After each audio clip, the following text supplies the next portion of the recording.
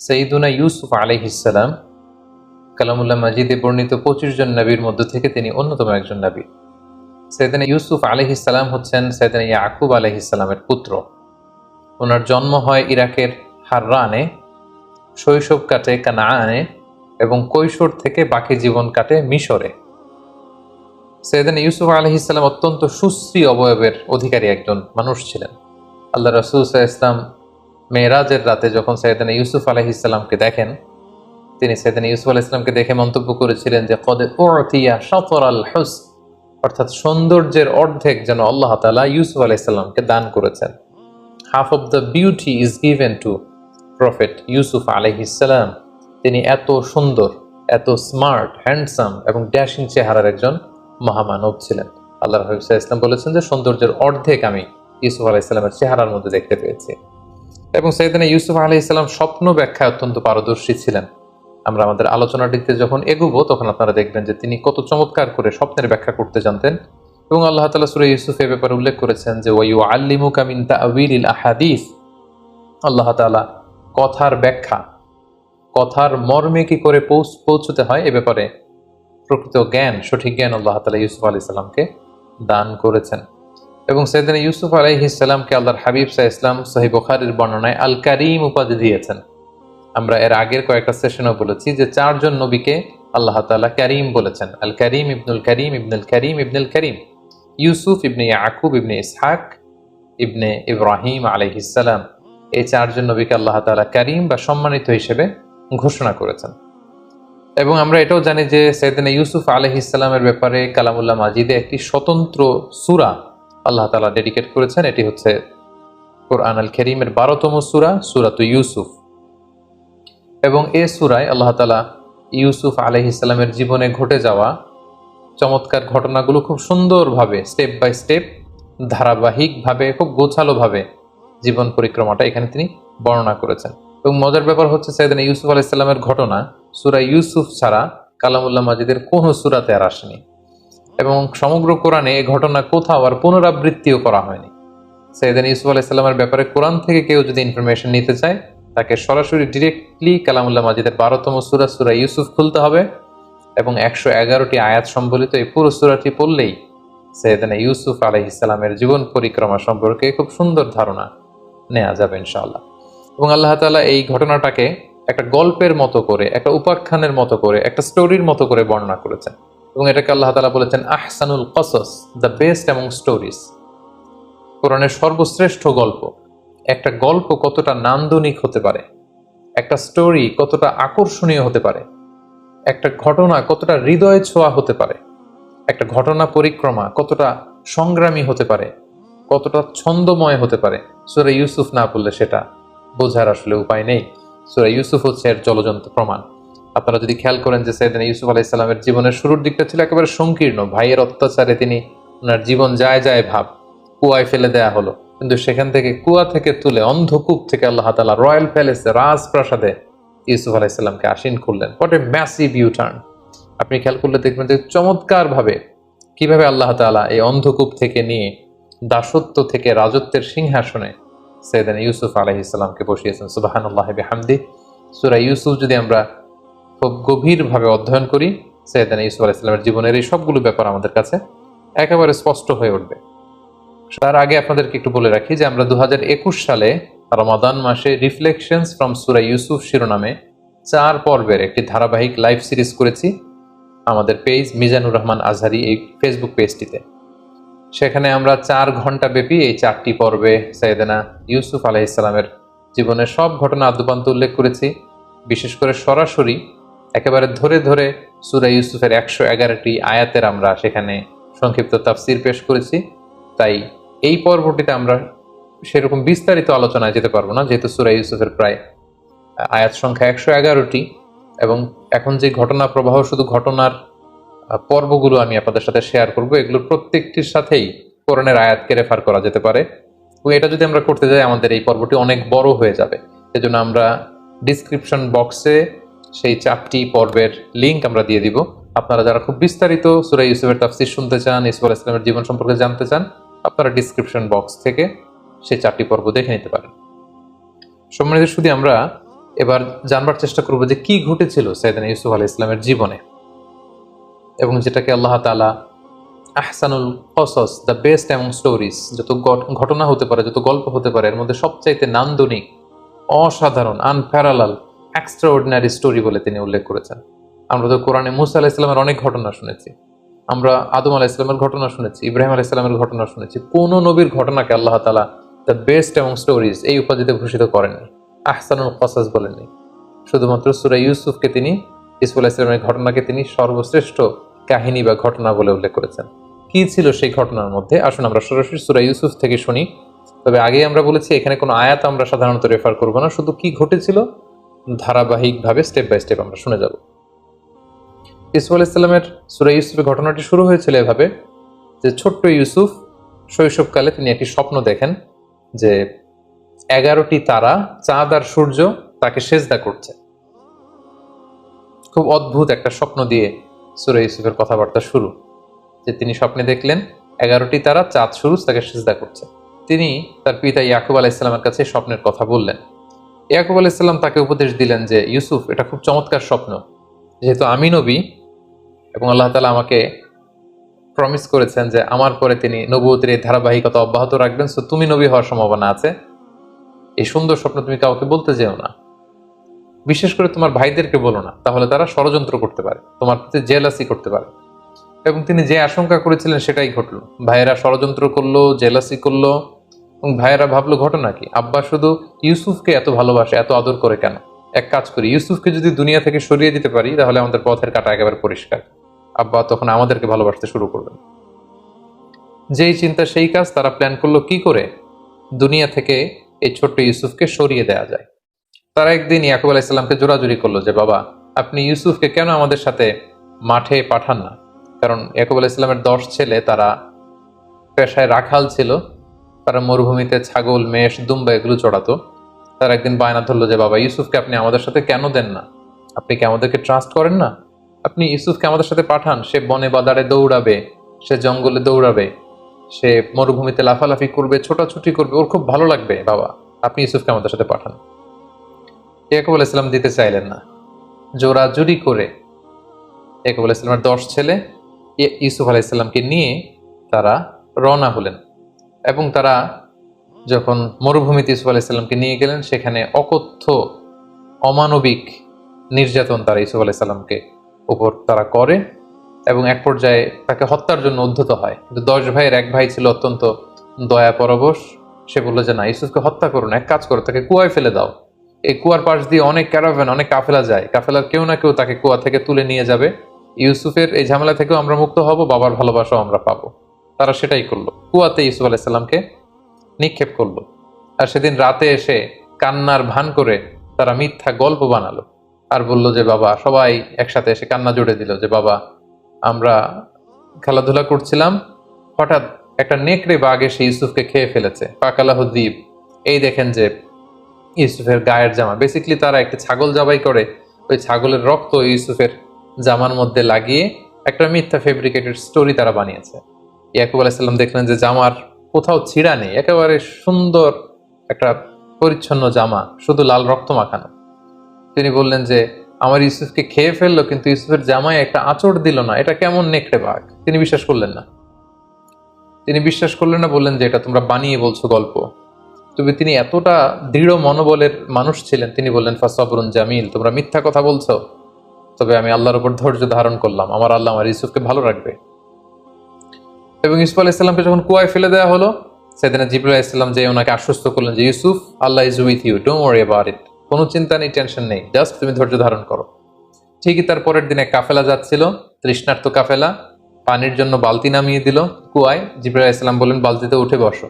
ইউসুফ আলাইহিস সালাম উঠে বসলেন, বালতি টেনে তোলা হলো। তারা তো ইয়া বুশরা হাযা গোলাম, অবাক হয়ে বলতেছে এত সুন্দর একটা ছোট্ট ছেলে আসলো কোত্থেকে এই কুয়ার মধ্যে? কাফেলার যিনি প্রধান, সে বললো যে বেশি কথা বলো না, একে কাফেলাতে লুকিয়ে ফেলো, আমরা মিশরের বাজারে, একটা বাজার আছে যেখানে দাস কেনা বেচা হয়, ওখানে এই ছেলেকে বিক্রি করলে অনেক টাকা পাওয়া যাবে, অনেক সুশ্রী, প্রিন্সের মতো চেহারা, তাকে ওখানে বেচে দিব। সেদিন ইউসুফ আলাইহিস সালামকে নিয়ে যাওয়া হলো, নিয়ে মিশরের দাস কেনা বেচা হয় এরকম একটি বাজারে বিক্রি করে দেয়া হলো। এবং কাকতালীয় ভাবে ওনাকে কিনতে আসলো মিশরের তৎকালীন গভর্নর, যাকে কোরআনে বলা হয়েছে আজিজ মেসর। তিনি অনেক টাকা দিয়ে ইউসুফ আলাইসাল্লামকে কিনে নিলেন, কিনে রাজপ্রাসাদে নিয়ে গেলেন। সুবহানাল্লাহ। ভাইরা ফেললো কুয়াতে, আল্লাহ তাআলা ওনাকে রাজপ্রাসাদে একটা এন্ট্রি নেয়ার ব্যবস্থা করে দিলেন। সেখানে তিনি রাজপ্রাসাদে বড় হতে লাগলেন। ওনার শৈশবটা ঠিক এভাবে সূরা ইউসুফে বর্ণিত হয়েছে। এবার যদি আমরা ওনার কৈশোর বা ইয়ুথ টাইম, যৌবনকালের দিকে আমরা যদি মুভ করি, তাহলে দেখবো যে তিনি রাজপ্রাসাদে বড় হতে লাগলেন। ইজিপ্টের গভর্নর ইউসুফ আলাইসাল্লামকে নিয়ে তার স্ত্রী জুলাইখার কাছে দিয়ে বলল, এই ছেলেটাকে চলো আমরা দত্তক হিসেবে নেই, আমাদের তো আল্লাহ তো কোনো ছেলে মেয়ে দেয়নি, সেই হয়তো আমাদের ছেলের মতো থাকতে পারবে, তাকে নাও, তাকে বড় করো। এবং আল্লাহ তাআলার মেহেরবানিতে রয়্যাল প্যালেসে রাজকীয় একটা পরিবেশের মধ্যে দিয়ে ইউসুফ আলাইসাল্লাম বড় হতে লাগলেন, এবং সেখানে তিনি কৈশোর পেরিয়ে যৌবনে পদার্পণ করলেন। আল্লাহ তাআলা ওই রাজপ্রাসাদে ওনাকে নবী হিসেবে অ্যাসাইন করলেন। তারপর ঘটনা একটু ভিন্ন দিকে মোড় নেয়। সাইয়েদনা ইউসুফ আলাইহিস সালাম যখন যৌবনে পদার্পণ করলেন, আমরা বলেছি যে কদ উতিয়া শাতরাল হুসন, half of the beauty is given to him. তার মতো সুন্দর তাবৎ দুনিয়ায় ওই সময় কোনো মানুষ আর দ্বিতীয়টি ছিল না। এতটা ড্যাশিং চেহারার, এতটা স্মার্ট চেহারার, এতটা সুদর্শন কোনো মানুষ পৃথিবীর কেউ কখনো দেখেনি। সো ওনার যৌবনের এই সৌন্দর্য দেখে যে জুলাইখা তাকে নিজের ছেলের মতো পালতে পেলে পেলে বড় করছিল, সে জুলাইখা নিজেই তার প্রেমে হাবুডুবু খেতে শুরু করলো। এবং এক পর্যায়ে জুলাইখা সাইয়েদনা ইউসুফ আলাইহিসসালামকে কুপ্রস্তাব দিল, প্রেমের প্রস্তাব, কুপ্রস্তাব। এবং ইউসুফ আলাইহিসসালাম এটা প্রত্যাখ্যান করলেন। তিনি বললেন, কিভাবে এটা সম্ভব? আমি আপনাকে মায়ের চোখে দেখি, মায়ের মতো দেখি, আপনি আমাকে মায়ের আদরে বড় করেছেন, এখন কিভাবে আপনার স্বামী থাকা অবস্থায় আপনি পাপের প্রস্তাব আমাকে করতে পারছেন? ইউসুফ আলাইহিসসালাম প্রত্যাখ্যান করলেন। জুলাইখার ডাকে তিনি সাড়া দিলেন না। কিন্তু জুলাইখা নাছুর বান্দা, যে কোনো মূল্যেই তিনি তার ডিজায়ারকে ইউসুফের মাধ্যমে ফুলফিল করতে চান। আমি খুব, to make the long story very short, খুব সংক্ষেপে আমি বলছি যে একদিন গভীর রাতে জুলাইখা ইউসুফ আলাইহিসসালামকে একটা খাওয়াস, একটা স্পেশাল চেম্বারে ডেকে পাঠালেন, এবং যাকে দিয়ে ডাকিয়ে আনলেন তাকে বললেন যে এই চেম্বারে ঢুকতে 7টা দরজা পেরোতে হয়, প্রত্যেকটা দরজায় বড় বড় তালা লাগিয়ে দিবে যাতে করে ইউসুফ বেরোতে না পারে। ইউসুফ আলাইহিসসালাম সেখানে ঢুকলেন, 7টা দরজায় তালা লাগিয়ে দেওয়া হলো। এবার জুলাইখা আবারও প্রেম নিবেদন করলো। ইউসুফ আলাইহিসসালাম প্রত্যাখ্যান করলেন, নানাভাবে ফুসলাতে লাগলো। সাইয়েদনা ইউসুফ আলাইহিসসালাম প্রত্যাখ্যান করলেন। তারপরে জোরাজুরি যখন শুরু করলো জুলাইখা, তখন আল্লাহ তাআলার আদেশে জিবরাইল আলাইহিসসালাম বললেন যে, হে ইউসুফ, তুমি যদি ঈমান বাঁচাতে চাও তাহলে দৌড়াও।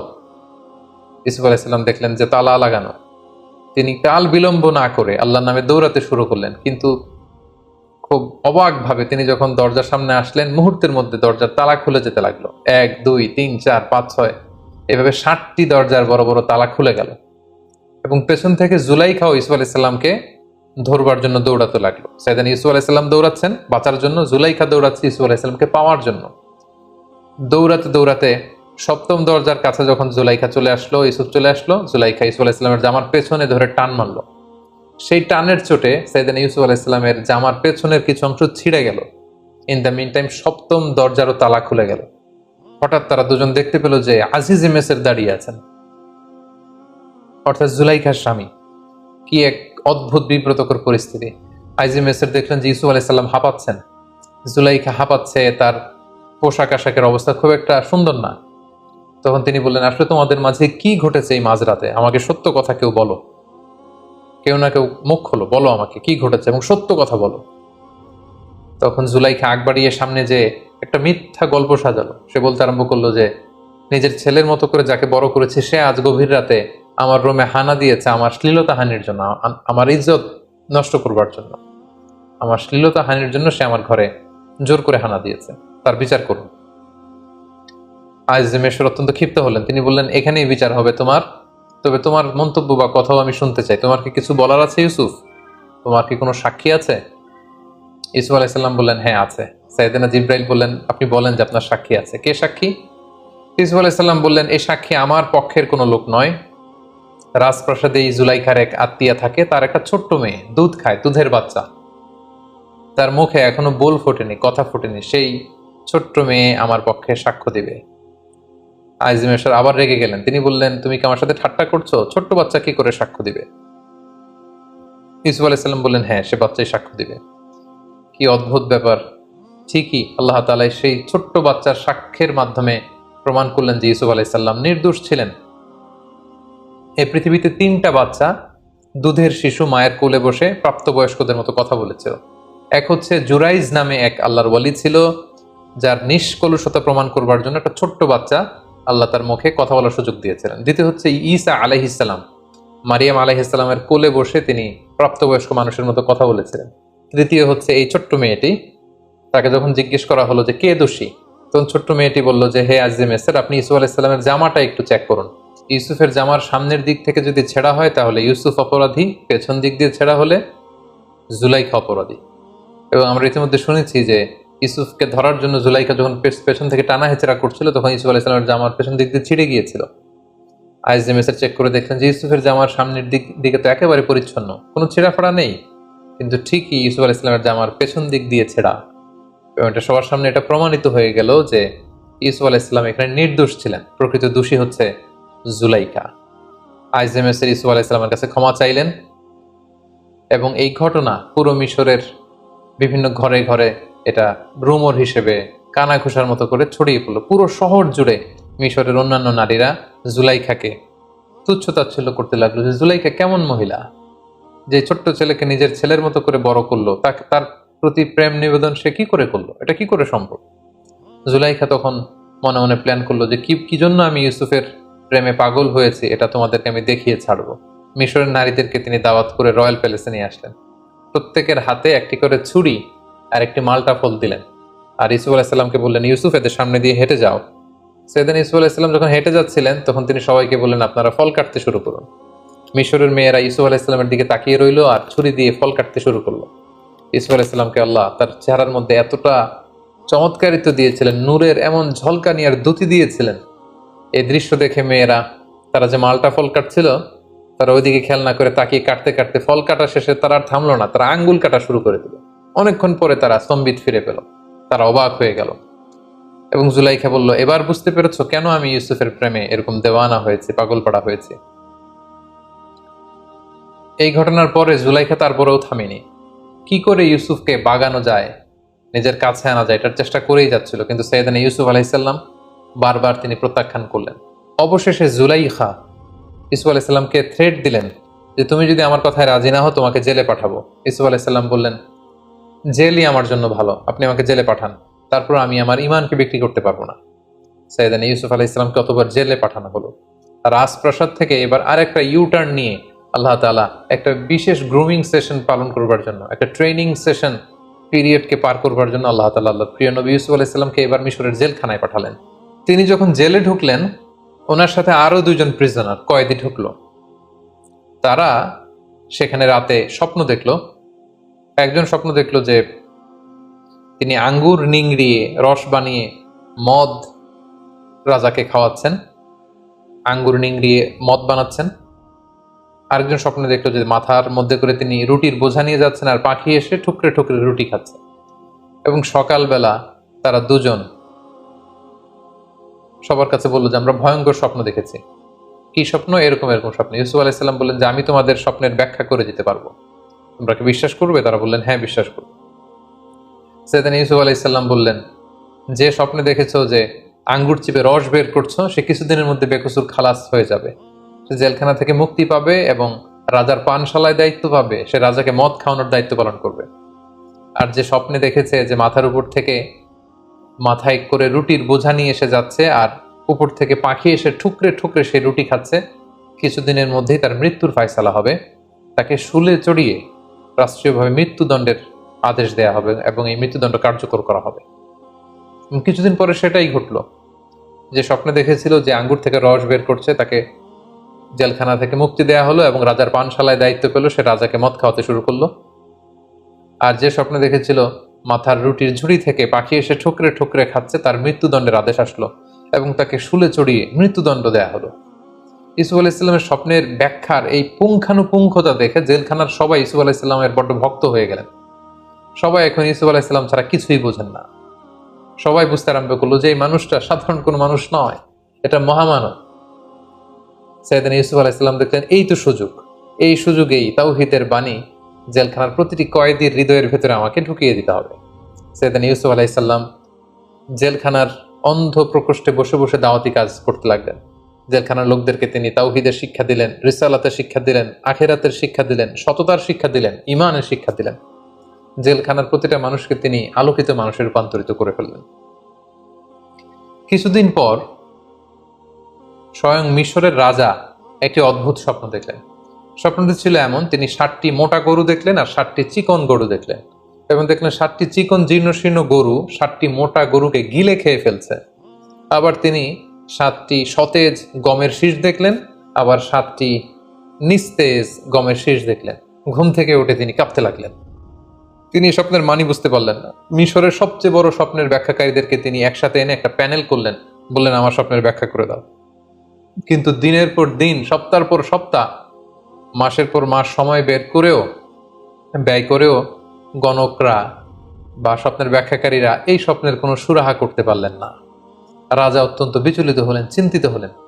ইন দ্য মিন টাইম জেলখানার যেই কয়েদি মুক্তি পেয়েছিল, মুক্তি পেয়ে রাজার পানশালায় রাজাকে মদ খাওয়ানোর দায়িত্ব পেয়েছিল, তার মাথায় হঠাৎ করে জেলখানার সেই ইউসুফের কথা মনে পড়ল। সে রাজাকে বলল যে জেলখানায় থাকতে আমি একটি স্বপ্ন দেখেছিলাম, আর জেলখানার একজন অত্যন্ত ভালো লোক সে স্বপ্নের ব্যাখ্যা করে দিয়েছিল, এবং যেমনটি ব্যাখ্যা করেছে ঠিক তেমনটিই ঘটেছে। রাজা তো অবাক হলেন, কে সেই লোক? সে বলল তার নাম হচ্ছে ইউসুফ। রাজা বললেন তাকে ডেকে আনো, তার কাছে আমার স্বপ্নের কথা খুলে বলো, তাকে আমার স্বপ্নের ব্যাখ্যা করতে বলো।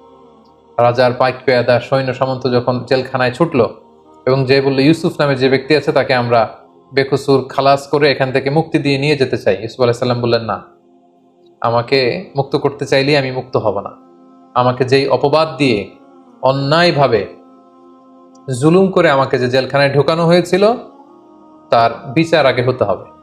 সেটা যখন প্রমাণিত হবে সবার কাছে যে আমি নির্দোষ, জুলুম করে আমাকে জেলখানায় পাঠানো হয়েছে, এটা প্রমাণিত হলে আমি বেরোবো। রাজা তো এসব কিছুরই জানেন না। রাজা তখন জিজ্ঞেস করলেন কি হয়েছে। তখন জুলাইখা, আজিজে মেসর, মিশরের সেই নারীদের সব ঘটনা ওনাকে যখন বলা হলো, তিনি সবাইকে ডেকে বিচার করলেন। জুলাইখা সব অপরাধের দায়ভার নিজের কাঁধে বহন করে নিল এবং সে বলল যে আল আন হাসাস আল হক, আজকে সত্য প্রকাশিত হয়েছে। সবার সামনে জুলাইখা অবশেষে স্বীকার করে নিল যে আসলে আমি প্রকৃতপক্ষে দোষী। ইউসুফ আলাইহিস সালাম হচ্ছেন নির্দোষ, নিষ্কলুষ একজন মানুষ। তার পুরো চরিত্রে এক ফোঁটা কালিমা লেপন করার মতো কোনো ক্ষমতা কারো নেই। সবার কাছে যখন সাইয়েদনা ইউসুফ আলাইহিস সালামের নির্দোষ হিসেবে তিনি প্রমাণিত হলেন, তখন তিনি জেলখানা থেকে বের হলেন। রাজকীয় সংবর্ধনা দিয়ে, রয়্যাল রিসেপশন দিয়ে, রেড কার্পেট রিসেপশন দিয়ে মিশরের বাদশাহ সাইয়েদনা ইউসুফ আলাইহিস সালামকে জেলখানা থেকে বের করলেন এবং বললেন আস্তাখলিসুহু লিনাফসি, আমি আমার পার্সোনাল সেক্রেটারি বানাবো ইউসুফকে। ইউসুফ আলাইহিস সালাম বললেন না, এই কাজ করবেন না, কারণ আপনি এই দায়িত্ব আমাকে না দিয়ে আমাকে অর্থমন্ত্রী বানান, আমাকে মিশরের খাদ্যমন্ত্রী বানান, আমাকে এগ্রিকালচার মিনিস্টার বানান, কারণ আপনার স্বপ্নের ব্যাখ্যা আমি দেব। আপনার স্বপ্নের ব্যাখ্যা হচ্ছে মিশরের জন্য একটা ভয়াবহ দিন অপেক্ষা করছে। সামনের 7টি বছর আসবে। আপনি যে 7টি গরু দেখেছেন, গরু দিয়ে বোঝানো হয় বছর। সামনে 7টি বছর আসবে, তখন আপনারা চাষ করবেন। চাষ করে যে সমস্ত গম চাষ করবেন সব খেয়ে ফেলা যাবে না, এই গমগুলো রেখে দিতে হবে। কিছু গম শীষ সমেত রেখে দিতে হবে, প্রিজার্ভ করতে হবে। 7 বছর পর আসবে প্রচন্ড দুর্ভিক্ষ, অনাবৃষ্টি, মাটি ফেটে চৌচির হয়ে যাবে, এক ফোঁটা বৃষ্টি মিশরের জমিনে আসবে না। ওই দুর্ভিক্ষের সময় আপনাদের জমানো গমের ভান্ডার থেকে জনগণকে এটা বিতরণ করে সবাইকে খাওয়াবে। 7 বছর যখন চলে যাবে, এরপরে 7 বছর প্রচন্ড বৃষ্টি হবে, পুরো মিশর সবুজ শ্যামলে একেবারে পরিপূর্ণ সতেজ হয়ে যাবে, গাভীর ওলানগুলো দুধে পূর্ণ হয়ে যাবে, মাঠ ঘাটে ফসলের সয়লাভ হয়ে যাবে। তাহলে 7 3 7 21 বছরের একটা রোড ম্যাপ তিনি স্বপ্নের ব্যাখ্যা দাঁড় করালেন এবং রাজা অত্যন্ত খুশি হলেন। রাজা বললেন ঠিক আছে, আপনাকে ফিনান্স মিনিস্ট্রি, এগ্রিকালচার মিনিস্ট্রির দায়িত্ব দেওয়া হলো। সাইয়েদনা ইউসুফ আলাইহিস সালাম জেল থেকে বের হয়ে মন্ত্রীর ভূমিকায় অবতীর্ণ হলেন এবং এই স্বপ্নের ব্যাখ্যা বিপরীতে তিনি যে রোডম্যাপ, দুর্ভিক্ষ দমন বা দুর্ভিক্ষ মোকাবেলার যে রোডম্যাপ তিনি দাঁড় করিয়েছেন, সেটা অনুযায়ী মিশরের জনগণকে নিয়ে তিনি কাজ করতে শুরু করলেন। ঠিকই ওনার কথা অনুযায়ী প্রথম 7 বছর গম চাষ করা হলো, রাষ্ট্রীয় কোষাগারে শুকনো গমকে প্রিজার্ভ করা হলো। 7 বছর যখন শেষ হয়ে গেল, ঠিকই ওনার স্বপ্নের ব্যাখ্যা অনুযায়ী হুবহু 7 বছর পরেই দুর্ভিক্ষ শুরু হলো, অনাবৃষ্টি শুরু হলো, ড্রট, ফ্যামিন শুরু হলো। পুরো মিশর জুড়ে অনাবৃষ্টি, এক ফোঁটা বৃষ্টি নাই, পানি নাই, নীল নদের পানি শুকিয়ে যেতে লাগলো, না খেয়ে মানুষ মরবার মতো অবস্থা। সাইয়েদনা ইউসুফ আলাইহিস সালাম এই কঠিন পরিস্থিতি মোকাবেলার জন্য গত 7 বছর ধরে খাদ্য সংরক্ষণ করেছেন। তিনি এবার খাদ্য বিতরণ করতে লাগলেন।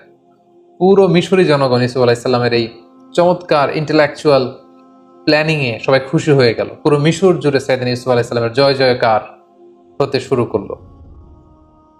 গোটা বিশ্বে যত জায়গায় দুর্ভিক্ষ হয়েছে সবাই না খেয়ে তখন মরতে শুরু করলো, কিন্তু মিশরে দুর্ভিক্ষের কোনো প্রভাব তখন পড়েনি, কারণ সাইয়েদনা ইউসুফ আলাইহিসসালাম খুব চমৎকারভাবে খাদ্য সংরক্ষণ করেছেন।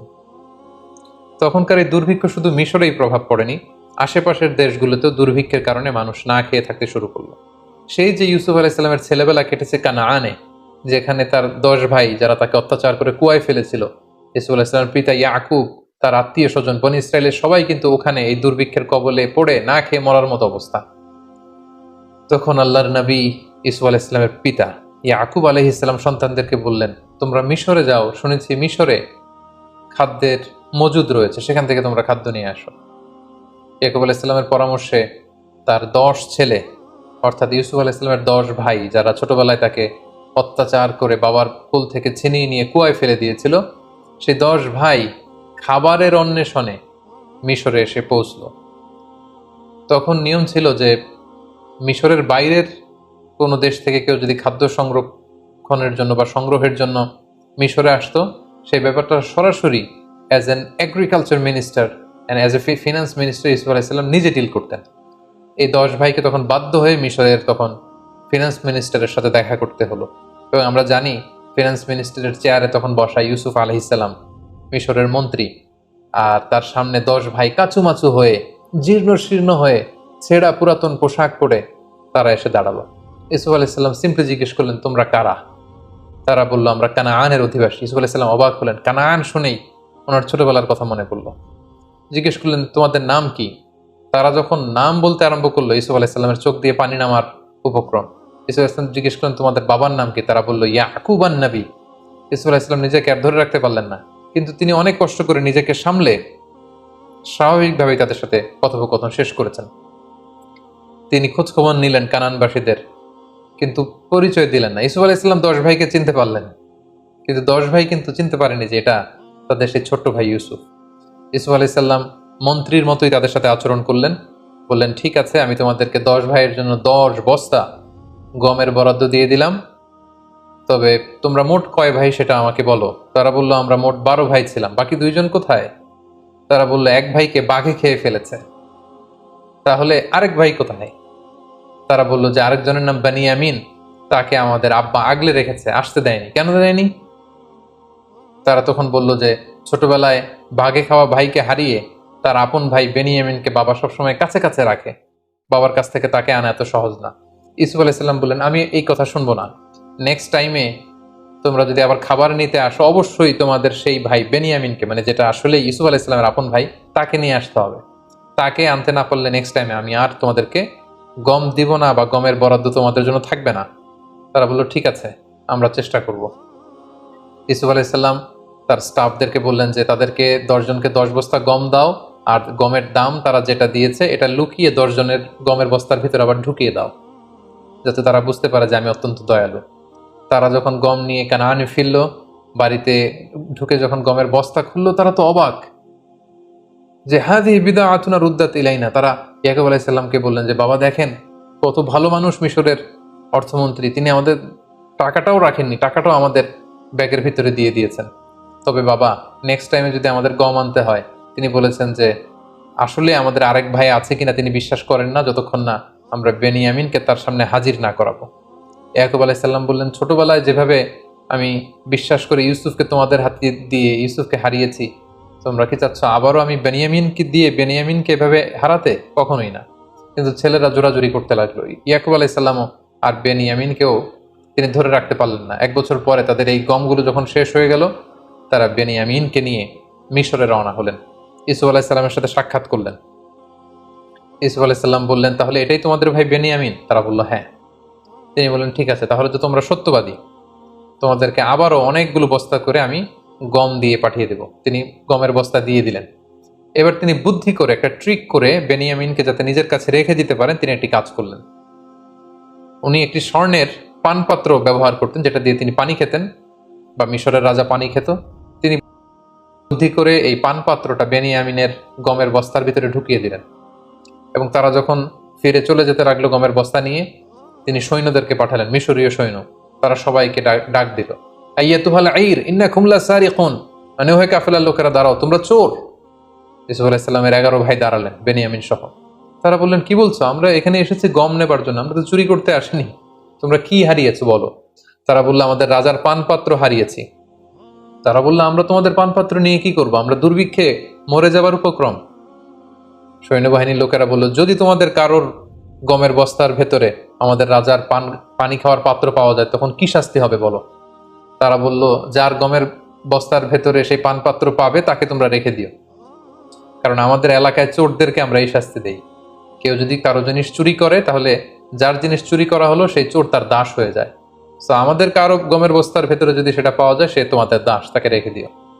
এবার সৈনিকদের মধ্যে থেকে একজন প্রত্যেকের গমের বস্তার থেকে গম বের করে খুঁজতে লাগলো, সার্চ করতে লাগলো। সার্চ করতে করতে কারো গমের বস্তার ভেতরে যখন পায় না, সর্বশেষে যখন বানিয়ামিনের বস্তা চেক করা হলো, দেখা হলো যে এখানে বানিয়ামিনের গমের বস্তার ভেতরে সেই পানপাত্র পাওয়া গেল।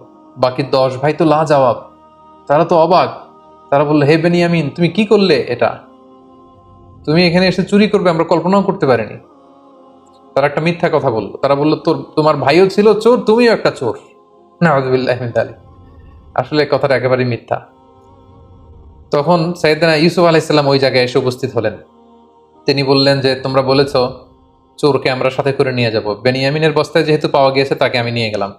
তারা বলল, হে মিশরের অর্থমন্ত্রী, হে মেহেরবান, আপনি তো অত্যন্ত দয়ালু। এই ভাইকে যদি আমরা আমাদের বাবার কাছে ফিরিয়ে দিতে না পারি, আমাদের বাবা হয়তো মারাই যাবেন। আপনি যদি মেহেরবানি করে তার বদলে আমাদের 10 ভাইয়ের যে কোনো একজনকে রেখে দেন, তার জায়গায় আমরা অত্যন্ত কৃতজ্ঞ হব। ইউসুফ আলাইহিস সালাম বললেন, নাউযুবিল্লাহ, এটা আমার পক্ষে সম্ভব না। কারণ যে চুরি করেছে শাস্তি আমি তাকে না দিয়ে যদি অন্য কাউকে দেই, তাহলে মিশরের সবাই আমাকে জালিম ডাকবে। আমি একজন ন্যায়পরায়ণ বাদশাহ, এখানে আমার সুনাম রয়েছে, এটা আমি পারবো না। তিনি ট্রিক করে তার আপন ভাই বেনিয়ামিনকে নিজের কাছে রেখে দিলেন। সুবহানাল্লাহি বিহামদি। অনেক বছর পর ভাইয়ের সাথে তিনি মোলাকাত করলেন, কোলাকুলি করলেন, এবং তিনি যখন বেনিয়ামিনকে নিজের পরিচয় দিলেন, বেনিয়ামিনও নিজের চক্ষুকে বিশ্বাস করতে পারল না যে মিশরের অর্থমন্ত্রী আমার সে হারিয়ে যাওয়া বাঘে খাওয়া ভাই ইউসুফ। সুবহানাল্লাহি বিহামদি। অতঃপর ইয়াকুব আলাইহিস সালামের 10 ছেলে ব্যর্থ হয়ে কানানে ফিরে এসে বাবার কাছে সব খুলে বলল। ইয়াকুব আলাইহিস সালাম বিশ্বাস করতে পারলেন না। তিনি বললেন, আমার ছেলে বেনিয়ামিন চুরি করতেই পারে না। 10 ছেলে বলল, বাবা, আমরা যদি মিথ্যা বলে থাকি, কাফেলাতে আমাদের সাথে অনেক লোক ছিল, আপনি তাদেরকে জিজ্ঞেস করুন। তারা আমাদের সামনে দাঁড়িয়ে দাঁড়িয়ে দৃশ্য দেখেছে যে বেনিয়ামিনের ব্যাগ থেকেই সেই পানপাত্র পাওয়া গিয়েছে। ইয়াকুব আলাইহিস সালাম এবার আরো মর্মাহত হলেন, আরো দুঃখিত হলেন। তিনি ভেঙে পড়লেন একেবারে মানসিকভাবে। এতদিন ইউসুফকে হারানোর কষ্ট, এবার ইউসুফের ভাই বেনিয়ামিনকে হারানোর কষ্ট। কাঁদতে কাঁদতে উনি অন্ধ হয়ে গেলেন। তারপর আশা হারালেন না। বললেন, বাবারা, তোমরা আবার মিশরে যাও, আবার সেই অর্থমন্ত্রীকে অনুরোধ করো। আমার মন বলছে যে তোমরা ইউসুফ এবং বেনিয়ামিন দুজনকেই খুঁজে পাবে। 10 ভাই এবার আবার অর্থমন্ত্রীর কাছে যে ইয়াকুব আলাইহিস সালামের পক্ষ থেকে একটা চিঠি দিল যে, হে অর্থমন্ত্রী, আপনি পড়ে দেখুন আমার বাবা কি লিখেছে, আমাদের বাবা। তখন ইয়াকুব আলাইহিস সালাম অত্যন্ত মর্মস্পর্শী, হৃদয়স্পর্শী, আবেগঘন একটা চিঠি লিখেছিলেন যে, আমি একজন অন্ধ পিতা, অনেক বয়স আমার হয়ে গিয়েছে, ছোটবেলায় আমি ইউসুফকে, আমার সন্তানকে হারিয়েছি, আজ বেনিয়ামিনকে। এরকম আবেগঘন কথা যখন ইউসুফ আলাইহিস সালাম শুনলেন, তিনি আর ধৈর্য ধারণ করতে পারলেন, হাউমাউ করে কাঁদতে শুরু করলেন। এবং ওনার কান্না দেখে 10 ভাই অত্যন্ত আশ্চর্য হয়ে গেল। ঘটনা কি? আমাদের বাবার এই রিকোয়েস্ট শুনে মিশরের অর্থমন্ত্রী কাঁদে কেন? ইউসুফ আলাইহিস সালাম তখন 10 ভাইকে বলল, তোমরা কি করেছিলে ইউসুফের সাথে? কেন তোমরা ইউসুফকে কষ্ট দিয়েছিলে? এই প্রশ্নের জন্য আসলে 10 ভাই প্রস্তুত ছিল না। তারা অবাক হয়ে গেল যে ইউসুফের সাথে কি ঘটেছিল, কি করেছিলাম, এটা উনি জানবে কি করে? অতঃপর ইউসুফ আলাইহিস সালাম তাদের সামনে সত্যকে প্রকাশ করে দিলেন। তিনি বললেন, আনা ইউসুফ ওয়া হাদা আখি, আমি হচ্ছি সেই ইউসুফ যাকে তোমরা অত্যাচার করে, মারপিট করে দুনিয়া থেকে বিদায় করবার উদ্দেশ্যে কুয়ার মধ্যে ফেলে দিয়েছিল। আমি সেই ইউসুফ। সেখান থেকে আল্লাহ তাআলা রাজপ্রাসাদে বড় করি আজকে এই অর্থমন্ত্রীর চেয়ারে আল্লাহ তাআলা আমাকে বসিয়েছেন। আল্লাহ তাআলা আমাকে অনেক নিয়ামত দিয়েছেন, আর এটাই হচ্ছে আমার ভাই বেনিয়ামিন। 10 ভাই তখন অত্যন্ত লজ্জিত হলো। তারা ভয়ে কাঁপতে আরম্ভ করলো। তারা ভাবলো যে ইউসুফ এখন অর্থমন্ত্রী, মিশরের এত বড় পজিশনে আছে, চাইলে আমাদেরকে বড় শাস্তি দিতে পারবে। তারা কাঁপছিল। ইউসুফ আলাইহিস সালাম বললেন, লা তাসরিবা আলাইকুমুল ইয়াউম, তোমাদের প্রতি কোনো প্রতিশোধ নেয়ার মানসিকতা, কোনো রিভেঞ্জ নেয়ার মেন্টালিটি আমার নেই, আমি তোমাদের ক্ষমা করে দিলাম, তোমরা আমার ভাই। সবাইকে জড়িয়ে নিলেন। 10 ভাই ইসু আলাইহিসসালামের কাছে ক্ষমা চাইলেন। ইসু আলাইহিসসালাম বললেন, আমার এই গায়ের জামা নিয়ে বাবার চোখে লাগাও, বাবা দৃষ্টি ফিরে পাবে। কারণ এতদিনে ইয়াকুব আলাইহিসসালাম অন্ধ হয়ে গিয়েছিলেন কাঁদতে কাঁদতে, এবং তোমাদের বংশধর আমার বাবাকে নিয়ে সবাইকে নিয়ে মিশরে আসো। এবং সেটাই ঘটলো। ইসু আলাইহিসসালামের জামা নিয়ে 10 ভাই সাইয়েদনা ইয়াকুব আলাইহিসসালামের চোখে লাগালেন, তিনি দৃষ্টি ফিরে পেলেন। কানান থেকে বিশাল মানুষের বহর নিয়ে ইয়াকুব আলাইহিসসালাম মিশরে আগমন করলেন। সাইয়েদনা ইউসুফ আলাইহিসসালাম লাল গালিচার সংবর্ধনা দিয়ে বাবাকে রিসিভ করলেন, এবং অনেক বছর পর সে ছোট্ট ইউসুফ আজকে পরিণত অর্থমন্ত্রী হয়ে বাবাকে রিসিভ করলেন, বাবাকে জড়িয়ে ধরলেন। এবং পিতা পুত্রের সেই মিলনের দৃশ্য যে কত সুন্দর ছিল সেটা কল্পনারও বাইরে। অনেক চমৎকার করে আল্লাহ তাআলা সূরা ইউসুফে এগুলো উল্লেখ করেছেন। এবং ইয়াকুব আলাইহিসসালাম সবাইকে নিয়ে, তিনি তার স্ত্রী এবং তার 11 সন্তানকে নিয়ে ইউসুফ আলাইহিসসালামকে একটা সেজদা দিয়েছিলেন। তাফসিরে এসেছে ওই সেজদাটা ছিল অনারারি সেজদা, মানে সম্মানসূচক সেজদা। এটা ইবাদতের সেজদা নয়, যেটা ওই শরীয়তে ওই নবীদের জামানায় এটা জায়েজ ছিল, কিন্তু আমাদের শরীয়তে উম্মতে মুহাম্মাদের জন্য এরকম সম্মানসূচক সেজদা দেওয়াও জায়েজ নেই। এই সেজদাটা দিয়ে বাবা মা এবং 11 ভাই সেজদা দিয়ে ইয়াকুব আলাইহিসসালাম ইউসুফ আলাইহিসসালামকে ডেকে বলেছিলেন, ইউসুফ, তোমার কি মনে পড়ে সেই ছোট্টবেলায় তুমি একটা স্বপ্ন দেখেছিলে? আজকে আমরা যেটা করলাম এটাই হচ্ছে সেই স্বপ্নের ভিজুয়ালাইজেশন। তুমি স্বপ্নে দেখেছিলে যে চাঁদ, সূর্য আর 11টা তারা তোমাকে সেজদা করছে। চাঁদ আর সূর্য হচ্ছে আমি আর আমার স্ত্রী, আর 11টা তারা হচ্ছে তোমার এই 11 ভাই। অর্থাৎ আমাদের উপর তোমার শ্রেষ্ঠত্ব আল্লাহ পৃথিবীতে প্রমাণ করবেন, তোমার লিডারশিপ আমাদের উপর তিনি অবধারিত করবেন, এবং আমার পরে বিলায়াত, নবুয়াত আল্লাহ তাআলা তোমাকে দান করবেন।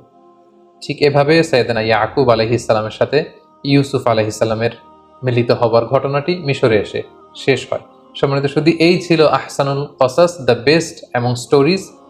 সূরা ইউসুফের শুরু থেকে শেষ পর্যন্ত কোরআনের আয়াতগুলোকে উল্লেখ করা বা রেফার করা ছাড়া আমি শুধু ঘটনা প্রবাহটি আপনাদের সাথে শেয়ার করেছি। আমি বলেছি যে ডিসক্রিপশন বক্সে আমরা 4 পর্বের যে রিফ্লেকশনস ফ্রম সূরা ইউসুফের 4 ঘন্টার একটি আলোচনার লিঙ্ক আমরা সেখানে দিব। আপনারা আরো বিস্তারিত জানতে চাইলে সেগুলো আপনারা জেনে নেবেন ইনশাআল্লাহ। সম্মানিত শুধু এ পর্যায়ে আমরা ইউসুফ আলাইহিস সালামের জীবনী থেকে কি কি শিক্ষা গ্রহণ করতে পারি সে ব্যাপারে আলোকপাত করব। প্রথম যে শিক্ষাটি আমরা পাই সেটি হচ্ছে দ্য পাওয়ার অফ স্টোরিজ।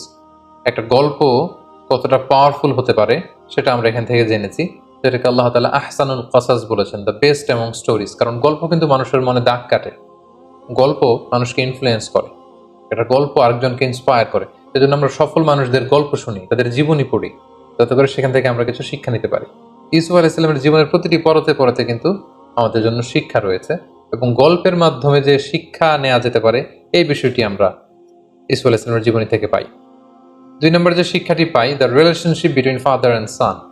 বাবা সন্তানের সম্পর্কটা কেমন হওয়া উচিত। আমরা দেখলাম যে ইয়াকুব আলাইহিস সালাম ইউসুফ আলাইহিস সালামের জন্য পাগল পাড়া। ছোট্টবেলা থেকে ইউসুফ আলাইহিস সালামকে হারিয়ে তিনি আশা হারাননি, বুক ভরা আশা নিয়ে তিনি বেঁচেছিলেন যে ইউসুফকে তিনি পাবেন।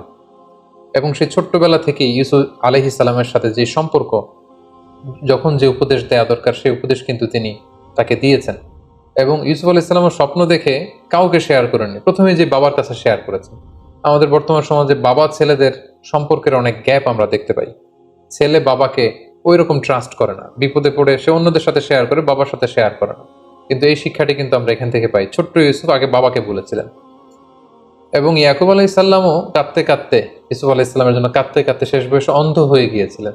তাহলে বাবা ছেলের সম্পর্ক কেমন হওয়া উচিত এই শিক্ষাটা কিন্তু আমরা এখান থেকে পাই। 3 নম্বর যে শিক্ষাটা আমরা পাই সেটা হচ্ছে জেলাসি একটা জীবনকে ধ্বংস করে দেয়। এবং আপনি যদি নেয়ামত প্রাপ্ত হন, বিশেষ কোনো মার্সি ব্লেসিংস আল্লাহর পক্ষ থেকে আপনার জীবনে থাকে, আপনি যদি জীবনে সফল হন আর আপনাকে কেউ জেলাসি করবে না, ইটস ইম্পসিবল, এটা অসম্ভব, এটা থাকবেই। কারণ আর নেয়ামাতু মাহসুদা, আল্লাহর কোনো নেয়ামত যদি আপনি পান, আপনার সমসাময়িক লোকেরা আপনার সাথে জেলাসি করবে। এজন্য সব ভালো কথা সবার সাথে সবসময় শেয়ার করতে নেই। আপনার যে কোনো ধরনের সাকসেস, আপনার কোনো ভালো বিষয় সবসময় সবার সাথে শেয়ার করতে নেই। কারণ সবাই আপনার ভালো দেখে খুশি হয় না, অনেকে অত্যন্ত বেজার হয়, অনেকে মনে মনে কষ্ট পায়, তারা হিংসার আগুনে জ্বলে পুড়ে মরে। এজন্য এই হিংসা থেকে আমাদেরকে বেঁচে থাকতে হবে। হিংসা একটি সুন্দর সম্পর্কের মধ্যে ভাঙন সৃষ্টি করতে পারে, একটি পরিবারের মধ্যে বিশৃঙ্খল একটা পরিবেশ তৈরি করতে পারে। এজন্য আল্লাহ তাআলা আমাদেরকে শিখিয়েছেন আমরা যেন এই হিংসা থেকে, হিংসাকারীদের থেকে আল্লাহ তাআলার কাছে যেন পানাহা চাই। সূরা ফালাকে কিন্তু আমরা সবসময় পড়ি যে অমিন শাররি হাসিদিন ইযা হাসাদ, হে আল্লাহ আমরা হিংসুকের হিংসা থেকে তোমার কাছে পানাহা চাই যখন সে হিংসা করে। সো এই হিংসা থেকে আমাদেরকে বেঁচে থাকবার চেষ্টা করতে হবে। 4 নম্বর যে ব্যাপারটি আমরা জানতে পারি যে এই সূরা ইউসুফ এবং ইউসুফ আলাইহিস সালামের জীবনীতে কয়েকটি স্বপ্নের কথা আমরা শুনেছি। স্বপ্নের ব্যাপারে বলবো যে স্বপ্ন অর্থবহ হওয়ার জন্য যিনি স্বপ্ন দেখেছেন তিনি মুমিন বা বিশ্বাসী হতে হবে, এটা নট নেসেসারি। অবিশ্বাসী কাফিরের স্বপ্ন সত্য হতে পারে। কারণ ইউসুফ আলাইহিস সালামের সাথে জেলখানায় যে দুজন কয়েদি ঢুকেছিল তারা কিন্তু মুশরিক ছিল, কিন্তু তাদের স্বপ্ন কিন্তু অর্থবহ হয়েছিল। পাশাপাশি রাজা যে স্বপ্ন দেখেছিল, রাজাও কিন্তু তখন মুশরিক ছিল, পরবর্তীতে ইউসুফ আলাইহিস সালামের প্রতি ঈমান এনে মুমিন হয়েছে। তো মুশরিক থাকা অবস্থায় রাজা যে স্বপ্ন দেখেছিলেন এটাও কিন্তু অর্থবহ একটি স্বপ্ন। তার মানে শুধু বিশ্বাসীদের স্বপ্নই যে সত্য হবে তা নয়, মাঝে মাঝে কাফির মুশরিকদের স্বপ্নও সত্য হতে পারে। 5 নম্বর যে শিক্ষাটি আমরা পাই সেটি হচ্ছে সর্বাবস্থায় আল্লাহ তাআলার আনুগত্যকে প্রাধান্য দিতে হবে এবং এটাকে জীবনের চূড়ান্ত গোল বা ফোকাস হিসেবে নির্ধারণ করতে হবে। আমরা ইউসুফ আলাইহিস সালামের দিকে যদি খেয়াল করি, জুলাইখার টেম্পটেশন ওনাকে নড়াতে পারেনি, মিশরের সুন্দরী নারীদের ওয়াসওয়াসা ওনাকে নড়াতে পারেনি। ওনার যে ফোকাস, এই ফোকাস থেকে তিনি লক্ষ্যচ্যুত হননি। সবসময় আল্লাহ তাআলার আনুগত্যকে তিনি প্রাধান্য দিয়েছেন। 6 নম্বর যে ব্যাপারটি আমরা ইউসুফ আলাইহিস সালামের জীবনী থেকে শিখতে পারি সেটা হচ্ছে মেনটেনিং দ্য গুড ক্যারেক্টার। কারণ চরিত্র হচ্ছে মানুষের জীবনের সবচাইতে দামি সম্পদ। Never compromise your ethics or your moral standard. আপনি যদি আপনার মোরালিটি, আপনার এথিক্স যদি আপনি কম্প্রোমাইজ করেন তাহলে সব শেষ। আমরা দেখব যে ইউসুফ আলাইহিস সালাম ওনার চরিত্রকে নষ্ট হতে তিনি দেননি। কারণ আমরা জানি যে when character is lost everything is lost। আপনার টাকা যদি চলে যায় তেমন কিছু নষ্ট হয় না, স্বাস্থ্যহানি ঘটলে কিছুটা আপনি লুজার হন, কিন্তু আপনার চরিত্র যখন শেষ হয়ে যায় আপনি সব হারাবেন। সো আমরা যেন আমাদের চরিত্রকে সবসময় নিষ্কলুষ রাখতে পারি, এই চেষ্টাটুকুন বিশেষ করে যুবকদের করতে হবে। 7 নম্বর যে শিক্ষাটুকুন পাই সেটা হচ্ছে দাওয়া could be done any place in the world, even in the jail. একজন দাঈ ইলাল্লাহ তার কোনো বিশেষ স্পেশাল প্লেস লাগে না, যে কোনো জায়গায় তিনি দাওয়া দিতে পারেন। রাস্তায় স্ট্রিট দাওয়া, ঘরে ফ্যামিলি দাওয়া, মসজিদে মস্ক দাওয়া, জেলখানার ভিতরেও তিনি দাওয়া কাজ করতে পারেন, যেটা আমরা দেখেছি ইউসুফ আলাইহিস সালামের জীবনীতে। একজন দাঈর জন্য দাওয়াতি কাজের ক্ষেত্রে সারা দুনিয়া খোলা। If one door is close other doors are open. একটা দরজা যদি বন্ধ হয়ে যায় আরো অনেক দরজা খোলা রয়েছে। আব্দুল্লাহ ওয়াসিআ, আরো অনেক সুযোগ রয়েছে, আরো অনেক প্ল্যাটফর্ম রয়েছে কোরআনের কথাকে ছড়িয়ে দেবার। সো দাওয়া কাজ সব জায়গায় চলতে পারে। 8 নম্বরে আমরা যেটা জানলাম, নিজের যোগ্যতা অনুযায়ী জায়গা করে নিতে হবে। আপনি যদি কোনো একটা সেক্টরে আপনি এক্সপার্ট হয়ে থাকেন, সেখানে আপনি কাজ না করে অন্য সেক্টরে কাজ করলে আপনি খুব বেশি কন্ট্রিবিউট করতে পারবেন না। যেটা আমরা ইউসুফ আলাইহিস সালামের এই ঘটনা থেকে দেখি যে রাজা যখন তাকে বের করে এনে পার্সোনাল সেক্রেটারি বানাতে চাইল, তিনি বললেন না, it's not my place. Secretary হয়ে আমি তেমন কিছু করতে পারবো না, আপনি আমাকে এই যে আলনি আলা খাজাইনিল আরদ, আপনি জমি জমা দেখাশোনা, এগ্রিকালচার মিনিস্ট্রির দায়িত্ব আমাকে দেন, ফিনান্স মিনিস্ট্রির দায়িত্ব আমাকে দেন, তাহলে আসন্ন যে দুর্ভিক্ষ সেটাকে আমি কন্ট্রোল করতে পারবো। সো মাঝে মাঝে নিজের ঢোল নিজেকে পেটাতে হয়, কোন জায়গায় গেলে আপনি ভালো করতে পারবেন এটা অনেক সময় জানান দিতে হয়, যেটা ইউসুফ আলাইহিস সালাম করেছিলেন। ফলে মেধা ও যোগ্যতার মূল্যায়ন করে মেরিটোক্রেসির প্র্যাকটিস যদি আমরা করতে পারি, নিঃসন্দেহে তাকে দিয়ে অনেক কাজ করানো যাবে। 9 নম্বর যে শিক্ষাটা আমরা পাই সেটা হচ্ছে রিসোর্স ম্যানেজমেন্ট এবং মাস্টার প্ল্যানিং। আমরা দেখেছি যে সামান্য কিছু সম্পদ, এগুলো সুষম বন্টন, পরিকল্পনা এবং তার বাস্তবায়নের মধ্য দিয়ে অনেক বড় ধরনের ডিজাস্টার বা দুর্যোগকে কিন্তু মোকাবেলা করা যায়। মিশরে নতুন কিছু করা হয়েছে এমনটা না, সেই দুর্যোগ মোকাবেলার জন্য কেবলমাত্র একটা রিসোর্স ম্যানেজমেন্ট ইউসুফ আলাইহিস সালাম গড়ে তুলেছিলেন। একটা মাস্টার প্ল্যান তার ছিল, কিভাবে প্রথম 7 বছর তিনি খাদ্য গুদামজাত করবেন, পরের 7 বছর কিভাবে জনগণের মধ্যে বিতরণ করবেন, কিভাবে সুষম বন্টন করে তিনি সবার মাঝে খাদ্যের যোগান তিনি পৌঁছে দিবেন, এই প্ল্যানটা তিনি করেছিলেন। এবং এই বিষয়টা গভর্নমেন্ট রিসোর্সের ক্ষেত্রে যদি হয় সেটা আরো গুরুত্বপূর্ণ। সেক্ষেত্রে আমাদের মাস্টার প্ল্যান লাগবে, সুষম বন্টন লাগবে, পরিকল্পনা অনুযায়ী তার বাস্তবায়ন লাগবে। তখনই একটি দেশ খাদ্যে, অর্থনীতিতে স্বয়ংসম্পূর্ণ হতে পারে, যেটা আমরা সাইয়েদনা ইউসুফ আলাইহিস সালামের এই ঘটনা প্রবাহ থেকে জানতে পারি। সর্বশেষে আমরা যে শিক্ষাটা পাই সেটা হচ্ছে ক্ষমার শিক্ষা। Forgiveness, it's an art, and learn the art of forgiveness. ক্ষমা করতে জানা, ক্ষমা করে দেওয়া, এটা একটা শিল্প, এটাকে শিখুন, এটাকে রপ্ত করার চেষ্টা করুন। সবাই ক্ষমা করতে জানে না, যাদের হৃদয় বিশাল তারা ক্ষমা করতে জানে। যে ভাইয়েরা তাকে কুয়ায় ফেলে দিল, হত্যার ষড়যন্ত্র করলো, সেই ভাইদেরকে তিনি যখন কাছে পেলেন তিনি কি বললেন? তিনি কি রাগ ভেতরে পেলে পুষে বড় করে রেখেছিলেন? না, তিনি বলেছিলেন লা তাসরিবা আলাইকুমুল ইয়াউম ইয়াগফিরুল্লাহু লাকুম ওয়া হুয়া আরহামুর রাহিমিন। আজকে কোনো প্রতিশোধ আমি নিব না, আল্লাহ তাআলা তোমাদেরকে ক্ষমা করুক, আমি তোমাদেরকে ক্ষমা করে দিয়েছি। সো ক্ষমা করতে জানা, এই মেন্টালিটি যেন আমরা গ্রো করি নিজেদের মধ্যে। যারা ক্ষমা করে মানুষকে, তারা সবসময় ভালো থাকে, সুস্থ থাকে, মনোদৈহিক একটা প্রশান্তি লাভ করে। আর যারা অন্যের বিরুদ্ধে ক্ষোভ রাগ পেলে বসে ভেতরে বড় করে, ইট বার্নস ইউর সেলফ ইনসাইড, এটা ভেতরে ভেতরে আপনাকে জ্বালিয়ে দিবে।